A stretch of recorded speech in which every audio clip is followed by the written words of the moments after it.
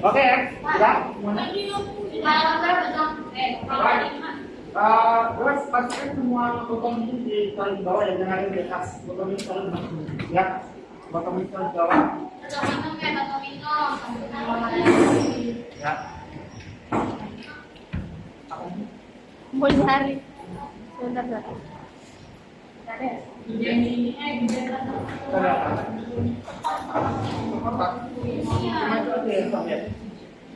Ya sudah, nanti aja dulu, Kalau belum mati-mati amat, nggak apa-apa, nanti aja dulu ya. Oke. Nah, silakan. Oke, assalamualaikum warahmatullahi wabarakatuh. Waalaikumsalam warahmatullahi wabarakatuh. Nah, sudah settle. Ini aku saya. Oke. Nah, kita akan belajar sekarang sedikit materinya adalah mengenai language style ya, atau gaya bahasa. Perhatikan ya, gaya bahasa. Ini akan menyulitkan kalau kalian tidak paham. Meskipun ini adalah literasi dan dikaitkan dengan nomor, tapi sebenarnya kalau kalian tidak bisa membedakan antara kalau tidak bisa membedakan antara yang namanya mana sih bahasa makhluk, mana sih bahasa ilmiah, mana sih bahasa percakapan sehari-hari, itu akan banyak. Ya, kali pagi Bayu bicara dengan adik di Bangsat yang kuliah di Polhas, di Politeknik Hasbro. Dia ada temannya itu katanya, dia nggak ngerti yang mana sih jurnal ilmiah itu seperti apa. Dan akhirnya dia mencari di mana juga, cari di Wikipedia, wah salah. Berarti dia selama ini nggak dapat, boro-boro nggak mungkin juga gurunya tidak mengajarkan. Ya, atau mungkin mengajarkan sekilas dan itu pun tidak memperhatikan. Jadi sudah jatuh tertimpa tangga. Nah, kalian dari SMP sudah diajarkan ini bentuknya, ini gitu kan ya. Dan bahkan yang biasanya kelas 9 itu dapat proyek API ya. Nah, bagus ya. Oke. Nah, sekarang kita lihat di sini katanya ini language style, tapi ini mandat ya. Mungkin salah ini ya. Salah ini aja deh. Salah ketik ya. Language style is the use of language is an essay. Penggunaan bahasa dalam sebuah esai. Oke, tahu esai lah? Tahu. Kalian sering ujian esai? Ya. Ujian esai itu gimana contohnya? Menjelaskan sih sudah. Menjelaskan. Panjang atau pendek? Panjang. Panjang. Baik, good ya. The author, penulis ya, can use metaphors or convey stories directly. Si penulisnya itu, si pembuat esai tersebut, cerita tersebut, bisa menggunakan metafora. Apa itu metafora? Ini apa Majas, yang macam-macam lah ya. Dan juga bisa convey. Apa artinya convey? Mengkomunikasikan secara langsung. Nah, biasa kalau esai yang bagus, ciri-cirinya apa? Hah? Gimana? Jelas. Ya, lagi. Sesuai tujuan. Boleh nggak kalau kita ngomong mengenai angka pernikahan remaja atau anak-anak yang ada di Kalimantan Selatan, namun kita tidak memakai data yang kita pakai hanya katanya. Tidak boleh. Nggak boleh. Jadi gimana? Apa yang harus kita lakukan? Harus ada sumbernya. Sumbernya, datanya. Boleh nggak kalau kita ngomong tahun 2024 sekarang kasusnya, tapi kita pakai data tahun 2004? Tidak boleh. Kenapa nggak boleh? Karena beda.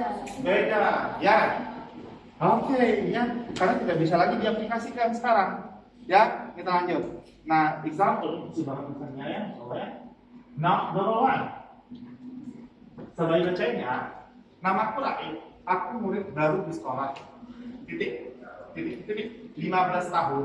Aku anak tunggal. Perempuan untuk remaja seumuranku tidak ada yang spesial tentang. Aku berambut hitam, panjang dan lurus. Aku suka membaca dan mempunyai 2 ekor kucing di rumah. Aku bukan anak yang pintar, apalagi populer. Aku hanya kenal teman-teman sekelas, itu pun seputar anak perempuan. Mungkin ada dari kalian yang kayak gitu ya. Jadi kalian tuh nggak kenal dengan itu, ada bos tapi nggak kenal, cuma teman satu angkatan doang. Ada nggak kayak gitu? Nggak ada. Ada di SMA tuh ada. Jadi tuh mereka mungkin pas moving kelas papasan di mana itu nggak gitu.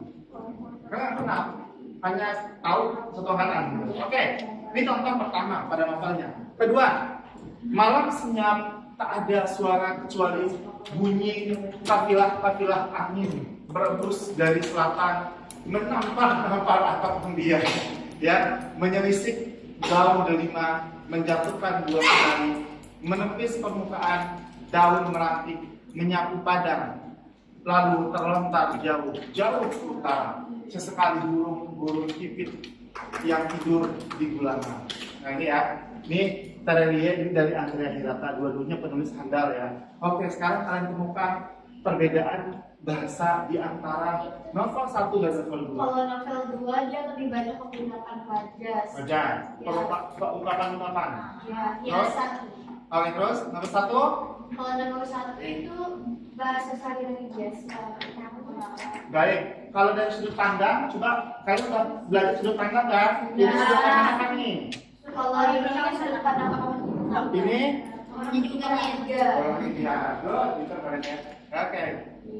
Terus tidak ada suara kecuali bunyi kafilah-kafilah angin berembus dari selatan menampar atap dan rumbia. Tahu rumbia nggak? Tahu. Hah? Apa itu rumbia? Pasti orang belajar anak rumbia dari sini. Tahu. Pernah makan makanan yang terbuat dari tepung sagu? Pernah siapa yang tahu bumbu papeda? Papeda tahu? Papeda itu dari sagu. Sagu itu batangnya namanya batang rumbia. Ya, rumbia. Oke. Nah dulu kalau masih bayi kecil, daun rumbia itu dipotong-potong dari kapal kecil segede gini. Nah dipotong-potong segede ini. Ya daunnya kayak daun kelapa, jadi dipotong. Itu dibentuk, dibuka sehingga terlihat kayak gabus putih di dalamnya. Kita contoh-contoh di kapal. Dihanyutkan di sungai. Ya, masa kecil yang jauh dari gadget, belum ada gadget juga mahal ya sekalian. Oke, nah ini contohnya. Ada lagi yang bisa melihat perbedaan mana yang lebih sulit mungkin kalian memahami antara Novel 2. Kenapa yang lebih sulit? Karena banyak majasnya, dia nggak pakai yang perumpamaan langsung, tapi dia yang kayak dikiasin gitu loh. Baik. Nah kalau misalnya tanya, apa sih yang kalian pahami dari istilah kafilah? Kafilah. Apa sih artinya kafilah itu? Orang. Kalau di sini dia nggak ke orang, kayak ke angin malahannya kafilah angin ya nggak? Ya. Betul? Nah, oke, jadi kafilah itu adalah kayak rombongan gitu. Biasanya itu ke orang kafilah pedagang, kafilah apa gitu. Nah, tapi ini ke angin gitu. Oke? Yang siapa yang suka baca novel yang jenisnya kayak gini? Yang novel kedua. Saya. Kenapa? Why? Jangan kenapa? Karena lucu. Karena lucu. Kenapa? Indah didengar. Oke, dan juga yang novel seperti ini itu berpotensi akan menambah bahasa atau kosakata kalian dengan cepat. Karena dia menggunakan istilah-istilah yang jarang dipakai orang. Ya, oke, good. Kita lanjut. Ya, yang sepertinya ya, udah ya. Nah ini kita lihat dulu. Yang pertama katanya kita langsung ke ini aja. The friends, oke, tidak ada suara kecuali bunyi, oke. Ini personification ya, tidak ada suara kecuali bunyi kafilah angin. Jadi angin itu dianggap kayak omongan manusia. Ini adalah personification namanya, majas personifikasi. Jadi dia apa itu? Apa itu artinya? Itu Persona itu apa? orang kan person itu, jadi seolah-olah benda mati hidup seperti orang. Yes. Berikan sebagai contoh lain yang istilah dari puisi, novel apapun itu yang dia berkaitan dengan personifikasi. Daun itu melambai-lambai seakan menyerumpuk pergi ke sana. Yes. Biasanya yang melambai siapa? Orang kan? Emang ada daun enggak kan? Cuma dia bakal penulis novel. Kalau makin handal dia nulis, dia akan makin pintar. Oke, daun melambai. Siapa lagi teman-teman? Personifikasi. Contoh majas personifikasi. Ayo, kalian bikin sendiri nih bisa. Hujan turun seakan-akan semesta itu. Yes, hujan turun seakan-akan hujan semesta. Nah, tapi itu metafora. Itu majas yang lebih-lebihkan. Ya, seakan-akan semesta. Ya, benar, tapi itu bukan personifikasi. Majas memang metafora. Nah, sekarang bikin majas yang dia berkaitan dengan personifikasi. Hah? Ayo, ayo. Ah? Itu Jangan Halisa lagi. Selain Halisa, teman yang lain di depan ya. Yang lainnya. Masa? pensil itu menari-nari di tangan ente. Yes, pensil itu menari-nari di tangan ente ketika ente menulis puisi. Ya benar. Good. Yang jadi pensil biasanya cuma orang tadi ya. Nah, satu contoh lagi. Kita lanjut. Angin itu memulai pipiku agar aku berhenti menangis. Yes, yes, betul. Ya, benar. Good. Nah, jadi sekarang kita bahas meja ya, personifikasi. Nah, oke kita udah berapa menit ya kita ya? Udah 10 ya. Bentar. Nah sekarang kita latihan dulu sebentar dan kalian jawab secara langsung aja, oke? Exercise. What language style is used in the novel for quotation? Pertama, Baku melihat wajah-wajah tulus penuh keikhlasan pada teman-temanku seperti sedang diselimuti para malaikat. Kuburkan dulu saja niat kuliah ini. Apa itu? Pemenang bahasanya. Kan, Pancas itu ada apa? Ada Pancas ini kayak mobil-mobilan gitu tau. Yang kita bola. bola, ya. Harga-harga melambung dan pabrik tempat bapak. Itu tuh yang sebelah kanan paling kanan tuh yang berbola. Aku melihat wajah-wajah ini. Tulus penuh keikhlasan pada teman-temanku seperti sedang dikelilingi para malaikat, mereka tampak bersinar terang. Oke, bersinar terang. Teman-temannya, emang ada manusia yang bersinar terang? Enggak, dia Berarti itu lebay. Ya. Nah, kalau lebay apa? Kita bola. Iya, good. Ya kalau dia menunjukkan hitam. Ya, good. Artinya berlagu kita kayak yang ini. Yang ini nih. Kita lihat nanti di bawah, bisa belum cek juga ya apakah kita benar atau enggak ya.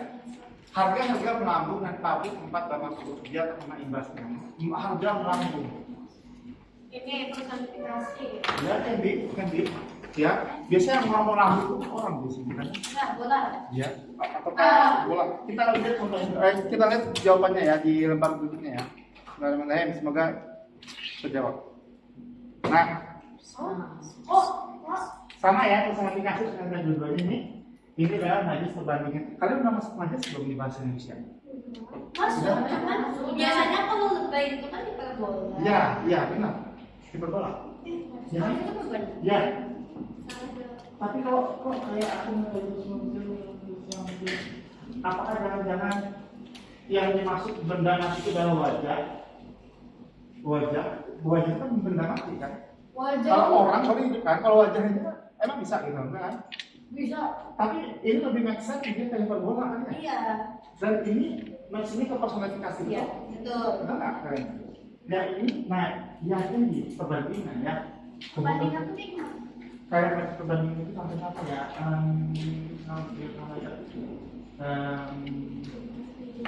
Jadi dia membandingkan wajah keikhlasan wajah teman-temannya itu seperti sedang.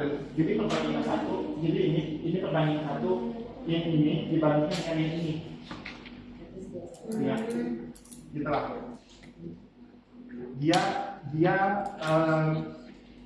Dia terus berlari seolah-olah dia adalah sebuah mesin yang sangat tangguh. Nah itu perbandingan. Dia terus berlari seolah-olah dia adalah mesin yang tangguh. Jadi dibandingkan dia itu dengan mesin. Iya. Begitu. Paham. Coba kasih satu lagi contoh, satu atau dua dari contoh majlis perbandingan. Sebelum kita nanti kita tugas. Ya. Ya. Coba kerjakan majlis perbandingan yang simpel aja ya, kalian langsung kepikiran. Dan mungkin kegiatan kalian, teman-teman kalian apa? Dia itu selalu belajar sampai larut malam, seolah-olah dia mesin yang paling dalam. Iya. Ya. Seolah-olah seperti bagaikan ibarat apa? Ya. Anak laki-laki itu siang malam membanting tulang demi menghidupi orang tuanya dan adiknya yang sedang sakit, seolah-olah dia adalah kuda yang tidak kenal akan rasa lelah. Bisa aja kuda. Oke, jangan surprise meskipun kita dengarnya kayak gimana gitu ya. Satu lagi yang ngasih perbandingan, perbandingan. Nah, Indah berlari di jogging track bagaikan dia sedang mengikuti lomba maraton. mantap ya. Benar kan? Benar. Nah, nih yang sering kalian mungkin omongin di dalam percakapan sehari-hari ngelihat ada anak-anak mungkin yang lemah banget. Lebay banget kalau kayak anak kecil. Nah, itu perbandingan nggak? Ya. Ya nggak? Benar ya? Tapi meskipun konteksnya adalah ini lebay banget. Dandannya kayak gitu banget, kayak ondel-ondel. Nah, apa yang dibandingkan? Dirinya dengan ondel. Dandanannya dengan ondel. Oke, kasih yang sehari-hari aja dulu, jangan yang jauh-jauh. Ya. Itu sehari-hari tadi. Ya itu. Iya, itu Yang tadi di jogging track itu sehari-hari. Iya, benar. Yang lain, ya, good. Yang lain. Ada lagi Badannya sedih layaknya awal minum di pagi hari. Yes. Atau gini, ada yang pernah gini ya?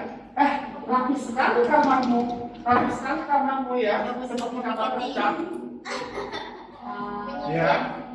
Dia nyindir, tapi dia membandingkan. Wah, rapi sekali ya kamarmu seperti kapal kaca. Ini ada pertanyaan. Ya, apa itu? Ada Oke, pertanyaan. sudah. Coba teks. Kita coba lagi. Oh gitu ya. Bentar dong. Quiz. Ya. Oke, kita quiz ya. Kuis aja. Yang kuis tadi kita sama. Oke, kita quiz. Langsung tadi. Langsung ya. Coba langsung aja ya. Ya. Oke. The sentence in italics. Jangan dicetak diri. Ya. Following passage. Pay close attention to this novel, quote and answer the questions ya. Novelnya Matilah Engkau Mati, Kau Akan Lahir Berkali-kali. Sang penyair pernah menulis sebaik puisi ini di atas secari kertas lusuh. Saat itu dia masih berambut panjang, menggapai pundak dan bersuara parau karena banyak berorasi di hadapan guru. Ia menyelipkannya ke dalam sebuah buku tulis bersampul hitam dan mengatakan itulah hadiah darinya untuk ulang tahunku yang ke-25 sembari mengepulkan asap rokoknya dan yang menggelung-gelung ke udara. Dia mengatakan, aku harus selalu bangkit meski aku mati. Based on the story fragment, answer the questions below.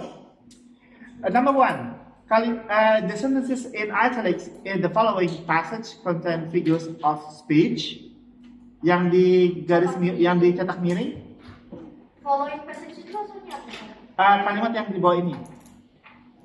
Yang mana? Oh, ini berasal itu tuh kata yang berambut panjang itu loh. Iya, kenapa? Ya itu content figures of speech.